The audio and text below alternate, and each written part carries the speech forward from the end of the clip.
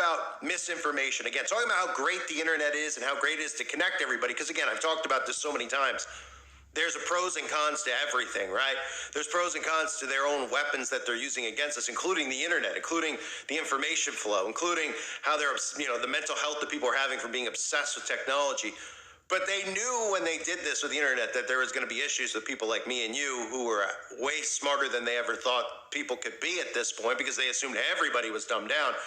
And it's not working to their full effect because they know a lot of people are actually using the internet to wake up, right? It used to be you'd have to go to, certain places, churches, et cetera, to get this kind of information. It'd be very hard to find like any of these guys who were out there speaking in the 80s and 90s about this stuff anywhere out in the open, is there was no internet. Now people can look this stuff up for themselves, and they're doing everything they can to obviously prevent that.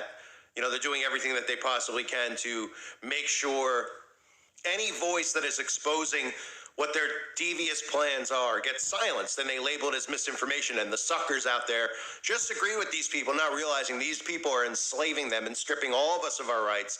And when they talk about equality, they talk about all of us living in poverty and all of them living with the riches and resources of the earth. So that's how hell-bent they are on stopping information spread.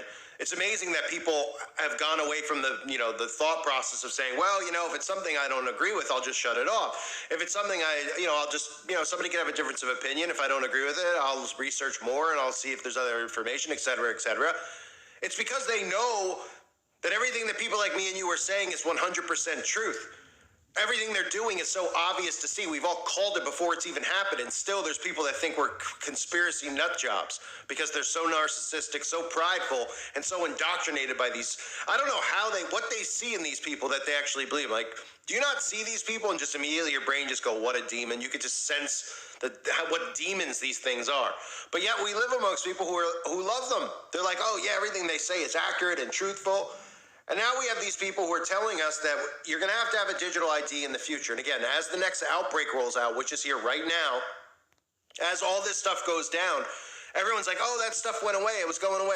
What have people like me been saying for the last couple of years? It's not going anywhere until everyone's enslaved. But it's not just crime and everything else. This is seeping into everything, average, everyday events. And it's tricking people into believing that things are happening around them that aren't happening. It's a sound weapon. This is a weapon of war. Now, here is how this OP Rock / Vegas incident sonic weapon is being used. It's a weapon of war, and the signal is everywhere. And if you get a perfect storm, a situation where it creates a band shell syndrome in a building, in the area, a valley, whatever, you are going to get this happening more and more in your head with you. Why is there a script to every one of these, and they are all the same, and they are all interchangeable? They are always interchangeable, and they say the exact same things. Even people that believe they are schizophrenic and are tricked into believing there is something wrong with their frontal lobe, they tell them the exact same things. There is a script, and there are only about a dozen total scripts. It's insane. This is talk about surveillance. Another voice tracked her every move, its tone faintly mocking. She's getting out of bed now. Oh, she's walking down the hall now. Exactly what I've talked about before.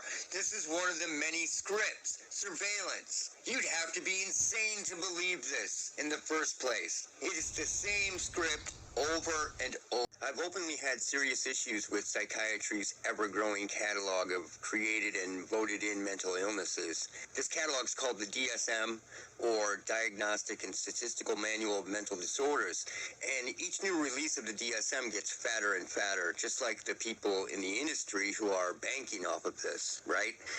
And the pharmaceutical industry, sitting in the shadows like a TV drama drug dealer. The main difference is that the drugs people take in TV dramas actually work, and the psychiatric medicine is a series of controlled side effects, and some not so controlled, Matt. But ever since I talked about these books, the DSM has jumped up from around $16 to $90 to $24,999. Because it's such a great read? No, because they want to keep people from owning documents like this. They would rather have everything digital so that they can creep in and slightly change vital information when necessary.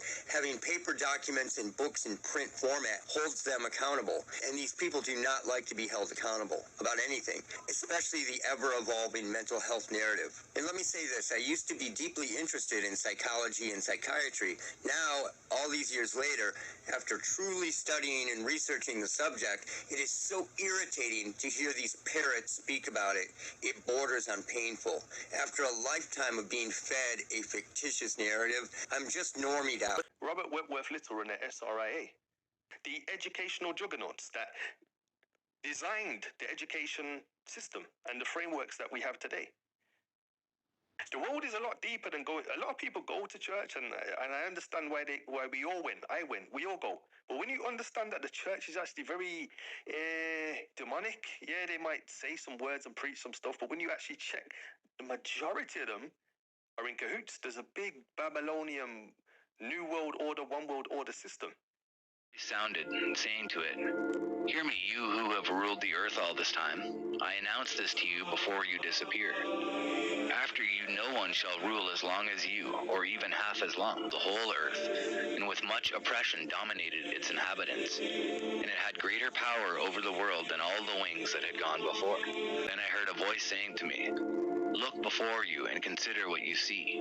And I looked, and behold, a creature like a lion was aroused out of the forest, roaring. And I heard how he uttered a man's voice to the eagle, and spoke, saying, 'Listen, and I will speak to you. The Most High says to you, Are you not the one that remains of the four beasts which I had made to reign in my world, so that the end of my times might come through them? You, the fourth that has come, have conquered all the beasts that have gone before, and you have held sway over the world with much terror, and over all the earth with grievous oppression. And for so long you have dwelt on the earth with deceit, and you have judged the earth, but not with truth, for you have afflicted the meek and injured the peaceable. You have hated those who tell the truth, and have loved liars. You have destroyed the dwellings of those who brought forth fruit, and have laid low the walls of those who did you no harm. And so your insolence has come up before the Most High, and your pride to the Mighty One. And the Most High has looked upon his times, and behold, they are ended, and his ages are completed. Therefore you will surely disappear, you eagle, and your terrifying wings, and your most evil little wings, and your malicious heads, and your most evil talons, and your whole worthless body, so that the whole earth, freed from your violence, may be refreshed and relieved." While the lion was saying these words to the eagle, I looked, and behold, the remaining head disappeared, and the two wings that had gone over to it arose, and set themselves up to reign. And their reign was brief and full of tumult. And I looked, and behold, they also disappeared, and the whole body of the eagle was burned. It is these whom the Most High has kept for the eagle's end. This was the reign which was brief and full of tumult, as you have seen. And as for the lion whom you saw rousing up out of the forest, and roaring and speaking to the eagle, and reproving him for his unrighteousness, and as for all his words that you have heard, this is the Messiah whom the Most High has kept until the end of days, who will arise from the posterity of David, and will come and speak to them. He will denounce them for their ungodliness and for their wickedness, and will cast up before them their contemptuous dealings. For first he will set them living before his judgment seat, and when he has reproved them, then he will destroy them. But he will deliver in mercy the remnant of my people, those who have been saved throughout my borders. And he will make them joyful until the end comes, the day of judgment, of which I spoke to you at the beginning.